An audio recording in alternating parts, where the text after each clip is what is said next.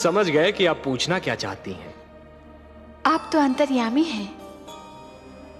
लगता है आप हमारी धरती पर घटने वाली घटनाओं से पीड़ित हो उठी हैं। हाँ पद्मनाभ, मैं बहुत दुखी हूँ। क्यों हो रहा है ये सब? क्यों मचा है ये हाहाकार? प्रेम बनाया था तो घृणा क्यों बनाई? जो हो रहा है, हो सकता है वो वही हो जो स्वयं विधाता ने लिखा हो। और अपना लिखा तो स्वयं विधाता भी नहीं मिटा सकते ना। हे महादेवी, हो सकता है कि यह मानव की परीक्षा हो, उसके कर्मों की परीक्षा हो। पर ऐसा संसार और ऐसा मानव आपने बनाया ही क्यों नारायण, जो आपकी बनाई धरती पर अंधेरा फैला रहा है?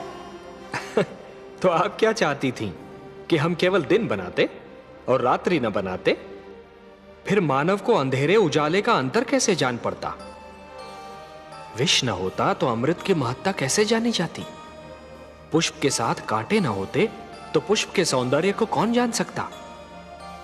पतझड़ न आती तो वसंत ऋतु इतनी सुहानी कैसे लगती? हमने मानव को बनाया है देवी। मानव इतिहास को बनाने का कार्य हमने अपने हाथों में नहीं रखा, वो तो उसी पर छोड़ दिया है। अभी तो उसे अपनी शक्ति का आभास हुआ है। इसी से उसे न्याय अन्याय, सत्य असत्य, धर्म अधर्म और पाप और पुण्य की जानकारी भी होगी। हमने बुद्धि दी है मानव को, विवेक दिया है उसे। और यदि मानव ने विवेक से कार्य नहीं किया तो? यदि धरती पर रात्रि इसी प्रकार दिन को निगलती रही तो? अंधकार प्रकाश को डसता रहा तो? तब क्या करेंगे आप? चिंता मत कीजिए देवी। यदि असत्य और अधर्म अपनी सीमा को पार कर गए, यदि धर्म की हानि होने लगी, तो हम स्वयं धरती पर जाएंगे। हम वचनबद्ध हैं।